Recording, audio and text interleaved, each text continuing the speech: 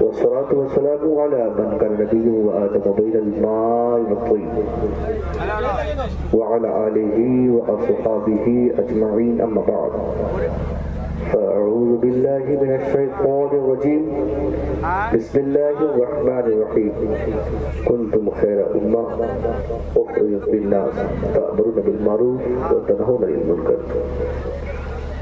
صدق اللہ العظیم وصدق رسولہ النبی الکریم تو شریف پڑھیں اللہم صلی علی سیدنا شفیعنا نبینا محمد بارک وسلم صلاۃ و سلام علیہ یا رسول اللہ صلی اللہ علیہ وآلہ وسلم.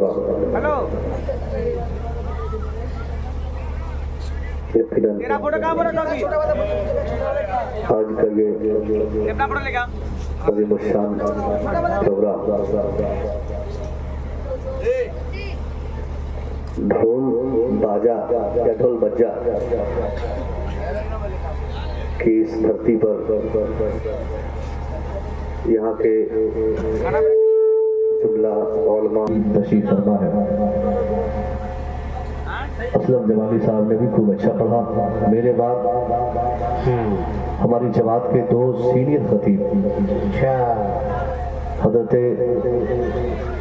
علامہ ابراہیم چترویدی صاحب قبلہ اور قاضی سیمانچل حضرت علامہ مفتی زبیر صاحب قبلہ، ان کے علاوہ ایک مقبول لہجہ شمیم رضا فیضی کو بھی آپ کو سماعت کرنی ہے. دکان اور یہ میلہ ٹھیلا اور مینا بازار ہی ہے. جب دن میں عورتوں کا جلسہ ہو گیا تو رات میں عورتوں کی آمد پر مکمل پابندی عائد کرنی چاہیے. بے شک یہ صحیح ہے. اور یہ بڑا اچھا قدم جلسے والوں نے اٹھایا کہ عورتوں کا جلسہ سیپریٹ کیا. تو مردوں کا بھی جلسہ سیپریٹ ہی ہونا چاہیے کیونکہ پردے کی ضرورت صرف عورتوں کو نہیں مردوں کو بھی ہے. اس جلسے میں بھی ہماری بیٹیاں بہنیں مائیں گھوم رہی ہیں سڑکوں پہ بلا وجہ. ان کی وجہ سے بھی بھیڑ ہوتی ہے. ایک بچی کی شرکت جس جلسے میں ہوتی ہے نا، میں دعوے سے کہہ سکتا ہوں اس کی وجہ سے 50 بچوں کا جلسہ خراب ہوتا ہے. دکان ہٹائیے، عورتوں کی آمد پر مکمل پہرا بٹھائیے. مردوں کے جلسوں میں نہ عورتیں آئیں، عورتوں کے جلسوں میں نہ مرد جائیں. ہمارے ہاں بہار میں، بنگال میں، اتر پردیش میں، جھارکھنڈ میں، اڑیسہ میں، ان صوبوں میں آئے دن جلسے کثرت سے ہوتے ہیں اور ہندوستان بھر نہیں بلکہ پوری دنیا میں ان صوبوں سے زیادہ جلسہ کہیں نہیں ہوتا ہے. خاص طور سے سیمانچل، بالخصوص سیمانچل میں. ان میں سے سب سے زیادہ پچھڑا علاقہ وہی رہتا ہے جہاں سب سے زیادہ جلسہ ہوتا ہے. اللہ یہ سر پٹکنے کی بات ہے کہ جس علاقے میں سب سے زیادہ جلسے ہوں اسی علاقے میں دین سمجھنے والے سب سے کم ہوں.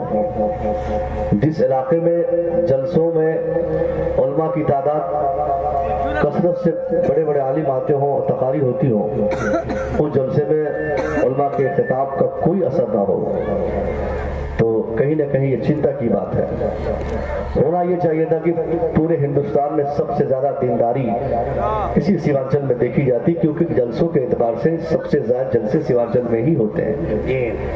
مگر کوئی ایسا اینگل نہیں ہے جس اینگل سے سیمانچل میں اس وقت ہم یہ کہہ سکتے کہ سیمانچل ہندوستان کے دوسری جگہوں سے زیادہ بہتر ہے. سیمانچل کا علاقہ نہ ایجوکیشن میں ہم دوسری جگہوں سے بہتر ہیں، نہ دنیاوی اعتبار سے، نہ فائنینشیلی، کسی اینگل سے یہاں کے مسلمانوں میں جو اویئرنیس، جو بیداری ہونی چاہیے تھی جلسے کے تقاضے کے اعتبار سے، جلسے کے تناظر میں، وہ بیداری، وہ واقفیت آج ہمارے سیمانچل میں نہیں دیکھی جاتی. ہندوستان کا سب سے پسماندہ علاقہ سیمانچل کو سمجھا جاتا ہے، چاہے وہ ایجوکیشن کے معاملے میں ہو، شریعت مطہرہ پر عمل کر کے لوگوں کے کردار کو مسلمانوں کی طرف پیش کرنے کے تناظر میں ہو. کسی اینگل سے ہم دیکھتے ہیں صاحب ہمارا سیمانچل ہمیشہ آئے دن پیچھے ہوتا چلا جا رہا ہے. میں پوچھتا ہوں اگر جلسہ سے ہی صرف دین پھیلتا ہے، جلسہ ہی اگر دین کی تبلیغ کے لیے ایک پلیٹ فارم بچا ہوا ہے تو गुजरात में, केरल में, महाराष्ट्र में, इन सूबों में दीनदारी हमारे यहाँ से ज्यादा है, वहाँ बेदारी हमारे यहाँ से ज्यादा है, वहाँ का एजुकेशन हमारे यहाँ से ज्यादा है, वहाँ जलसे कम है फिर भी काम हमसे ज्यादा होता है। मतलब ये हुआ कि हमने जलसों को आज की दुनिया में सिर्फ एक ड्रामा की जगह बना दिया, चाय नाश्ता की जगह, कॉफी पीने की जगह, पान सिगरेट खाने की जगह। इन सारी बातों को मलूज़ खातिर रखकर हम जलसों में शरीक होते हैं, जिसकी बुनियाद पर खतीब चाहे 5,000 का महंगा हो या 50,000 का हो, हम पे कोई असर नहीं होगा। वक्त जरूरत 2-4-10 मिनट के लिए हम बैठेंगे, बस निकल जाएंगे, चाय पिएंगे, पान खाएंगे, भाग जाएंगे। जब तक हम जलसे के इन तरीके कार पर गौर नहीं करेंगे, 5 लाख, 7 लाख, 2 लाख, 4 लाख, 2 महीना 4 महीना की मेहनत हमारी काफूर हो जाएगी। बड़ी मेहनत लगती है जलसा करने में। मौलाना अज़मतुल्लाह साहब और उनकी पूरी कमेटी ने न जाने किन किन के दरवाजे पर घूम घूम कर 10-5 रुपए इकट्ठा करके तब जाकर मुक़र्रिरों के नजराने और खाने का इन्होंने इंतजाम किया होगा। और हम है कि साहब सड़कों पे घूम कर इस जलसे की अहमियत को पांव के नीचे से रोक देते हैं। कल जाकर हमारी न बच्चियां सुधर पाएंगी, न हमारा बच्चा सुधर पाएगा, न हम सुधर पाएंगे। जलसा बुनियादी तौर पर मुसलमानों की इस्लाह के लिए एक ऐसा प्लेटफॉर्म है जहां मुश्तरका तौर पर एक साथ हजारों की तादाद में मुसलमानों से खिताब किया जाए और सबसे एक साथ शरीयत मुस्तफवी पर अमल की दावत दी जाए। अगर हम जलसे की कद्र करते हैं तो हमें इस तमन्ना और इरादे से जलसा आना होगा कि जलसे के खतीब के तकरीर के एक एक जुमले की हम कद्र करेंगे और सुबह से उस पर अमल करेंगे। कोई खतीब हो, उनके खिताब का हर जुमला वो काबिल अमल हो जो जिससे हम अपनी दुनिया और आखिरत बनाने की कोशिश करेंगे। इस इरादे से जब हम जलसों में शरीक होंगे, मेरा मानना है बहुत ज्यादा जलसा नहीं भी होगा, 1-2 साल में एक बार भी होगा, फिर भी उससे बेदारी जम कर आएगी। आज हम अपने माशरे में गौर करते हैं, खास करके सीमांचल में, सीमांचल का ये इलाका साफ तालीम और तरबियत के नाम पर आज ये कहने को नहीं है साहब कि हमारे यहाँ किस कदर जहालत आम हो रही है। चंद पैसा कमाने के चलते एक आदमी अपने बेटे को दिल्ली, पंजाब, मुंबई, कलकत्ता, चेन्नई, हैदराबाद, दोहा, कतर, ओमान, सऊदीया कहां भेज देता है। उसका 12 साल 15 साल का बेटा सही से अभी वो दुनिया समझ नहीं पाता है। उसके घर वालों के प्रेशर पे बेटा दिल्ली भागता है, क्योंकि घर वालों के दिमाग में नशा चढ़ा है कि किसी के घर पड़ोस में किसी का मकान बन गया, तू कब कमाएगा बनाएगा। बाप प्रेशर देता है, बेटा जल्दी कमाने जा, बेटा जल्दी पैसा पे। अब बेटे की तालीम अभी मैट्रिक की हुई नहीं, बेचारा बैग उठाया चला गया दिल्ली कमाने के लिए। 5 साल 7 साल 10 साल 25 साल जितना चाहे कमाएगा, जिंदगी भर कमा कर सिर्फ वो अपनी खुराक का इंतजाम कर सकता है। एजुकेशन के बगैर जो इंसान अपने समाज की तरक्की चाहता है, मैं 100% कह सकता हूं, तालीम ही एक ऐसा प्लेटफॉर्म है जिसके जरिए से एक इंसान की दुनिया और उसकी आखिरत बन सकती है, अगर उस तालीम का इस्तेमाल सही तरीके से एक आदमी करे। आज एजुकेशन की जो कमी है, इसी एजुकेशन की कमी की बुनियाद पर यह सीमांचल तबाह हो रहा है। जो आता है हमें बेवकूफ बनाता है, कभी किसी नेताजी के झोली में हम उनके जाल में फंसते जाते हैं, कभी कोई बेवकूफ बना के हमें चला जाता है। हमारे बच्चों में वो शऊर नहीं, हमारे अंदर वो बेदारी नहीं, हमारे अंदर वो नॉलेज नहीं, हमारे बच्चे पढ़े लिखे नहीं, जिसकी बुनियाद पर आज हमारी दुनिया और हमारा समाज हमसे छीना जा रहा है। वक्त का तकाजा है साहब, अगर हम इस दुनिया की तरक्की चाहते हैं तो सबसे पहले हमें एजुकेशन के डिपार्टमेंट में काम करना होगा।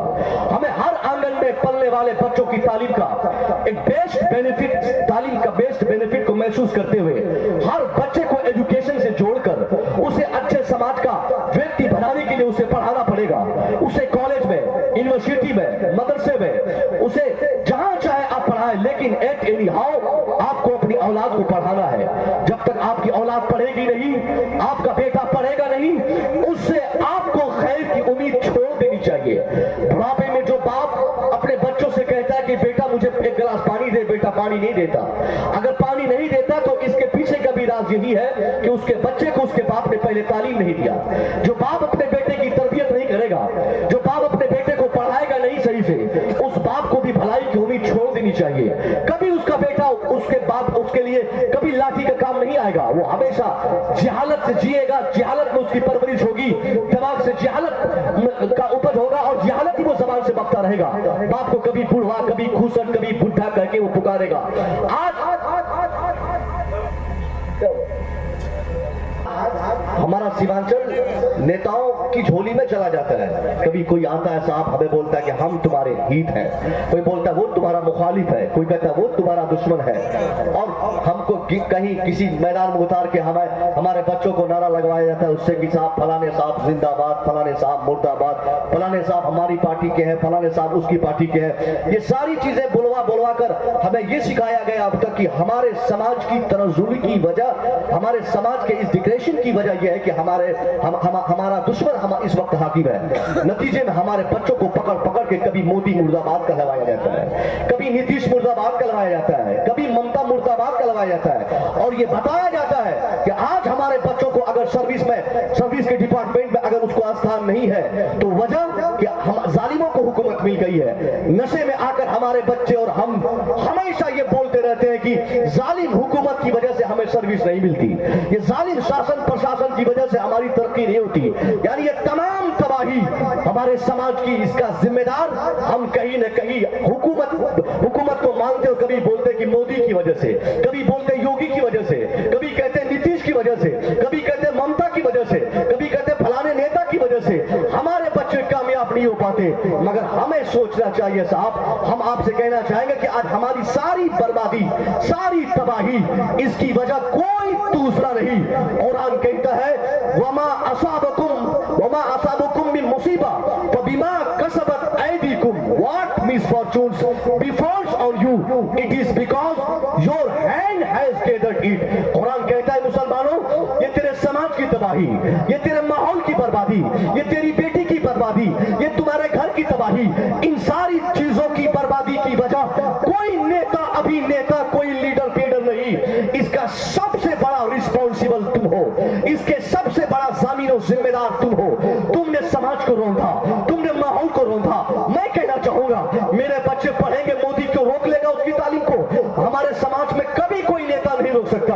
हमारी जमात का एक शख्स हमारे साथियों में से है जिसका नाम शाहिद रजा मिसबाही है। शाहिद रजा मिसबाही इस वक्त वो क्या बोलते हैं समस्तीपुर डिस्ट्रिक्ट में किसी डिपार्टमेंट वो कमिश्नर है। यूपीएससी एग्जाम 2008 में उसका रिजल्ट आया, 2017 में 18 में रिजल्ट आया, 17 में वो उनको उम्मीदवारी मिली, 17 में एग्जाम दिया, 18 में एग्जाम पास किया। यूपीएससी का एग्जाम, यूपीएससी साहब ऐसा एग्जाम एशिया का सबसे बड़ा एग्जाम होता है। जिस एग्जाम में पास आउट होने के बाद हमारे समाज में आईएएस बनते हैं, आईपीएस बनते हैं, ऑफिसर बनते हैं। सबसे हाईएस्ट रैंक के जो ऑफिसर्स हमारे हिंदुस्तान में आते हैं उसको यूपीएससी एग्जाम क्रैक करके ही लाया जाता है। उसको एक खास तरह की तरबियत दी जाती है, उस खास ट्रेनिंग में लाकर फिर उसको अपने जिले में, उसको किसी समाज में, किसी डिपार्टमेंट में, उसको विभाग में बिठाकर उसको जिम्मेदारी दी जाती है। सबसे बड़ा अधिकारी हमारे हिंदुस्तान में जो होता है वो यूपीएससी के जरिए से निकल के आते हैं। यूपीएससी एग्जाम कब हुआ?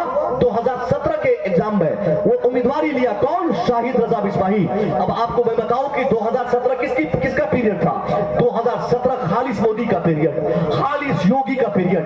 ऐसा पीरियड जिसे कहा जाता है साहब, हिंदुस्तान की आजादी 2014 में हुई, 14 के बाद 15, 15 के बाद 16, 16 के बाद 17, यानी भारत की आजादी के 4 साल के बाद। मेरी बात सिर्फ सेंस से आप समझ सकते हैं, मैं उस आजादी की बात नहीं कर रहा हूं जो आजादी आमतौर पे आम इंसानों के लिए हिंदुस्तान में हुई। मैं खास जमात की आजादी की बात कर रहा हूं, जो कुछ लोगों का मानना है कि हमारे हिंदुस्तान को आजादी तब मिली जब शासन हमारे हाथों में आई। मैं मानता हूं कि चलो भाई वही आजादी की तारीख रहे, 2014 ही आजादी का साल माना जाए। 2014 के बाद का साल है 2017। 17 आते आते हिंदुस्तान सहित खास करके उत्तर प्रदेश जो मुसलमानों के लिए एक सबसे संजीदा सरजमीन मानी जाती थी, वो जमीन भी हमारे हाथ से छीनी गई। यूपी से लेकर गुजरात तक, गुजरात से लेकर महाराष्ट्र तक, महाराष्ट्र से लेकर साफ दिल्ली की गद्दी तक वही सब काबिज थे। खालिस भाजपाई शासन के पीरियड में जो एग्जाम यूपीएससी का 17 में हुआ है, उस एग्जाम में बहुत सारे बच्चे जहां कैंडिडेट बनकर शामिल हुए। जब एग्जाम देने वालों ने दिया, 18 में जब उसका रिजल्ट आता है, उसके रिजल्ट के जाहिर होने के बाद पास आउट की फेहरिस्त तैयार की गई। उस फेहरिस्त में जहां गीता का नाम था,